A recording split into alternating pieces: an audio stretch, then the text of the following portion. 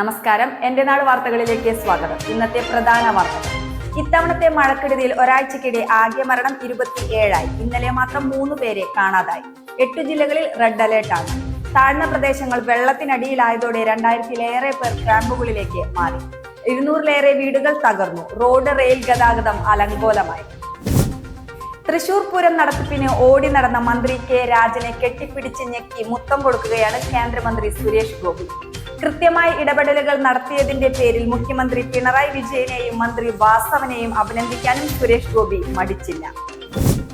പൂരം ഭംഗിയായി നടത്തുന്നതിന് പ്രവർത്തിച്ച ഉദ്യോഗസ്ഥരെ അഭിനന്ദിക്കാനും പൂരപ്പറമ്പ് മണിക്കൂറുകൾ കൊണ്ട് വൃത്തിയാക്കിയ ശുചീകരണ തൊഴിലാളികളെ ആദരിക്കാനുമായി സംഘടിപ്പിച്ച ശുചിത്വ പൂരം പരിപാടിയിലാണ് അദ്ദേഹത്തിന്റെ പ്രതികരണം.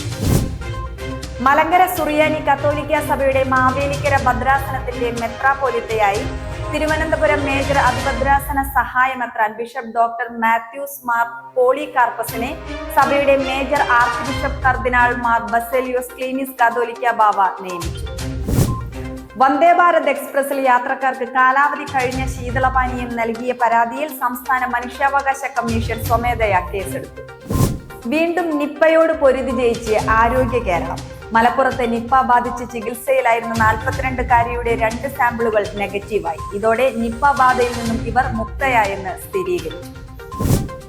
സംസ്ഥാനത്ത് ജൂൺ 2-ന് തന്നെ സ്കൂളുകൾ തുറക്കുമെന്ന് വിദ്യാഭ്യാസ മന്ത്രി വി ശിവൻകുട്ടി. സംസ്ഥാന വ്യാപകമായി കനത്ത മഴ തുടരുന്ന സാഹചര്യത്തിൽ സ്കൂൾ 2-ാം തീയതി തുറക്കില്ലെന്ന അഭ്യൂഹങ്ങൾക്കിടെയാണ് മന്ത്രിയുടെ പ്രസ്താവന.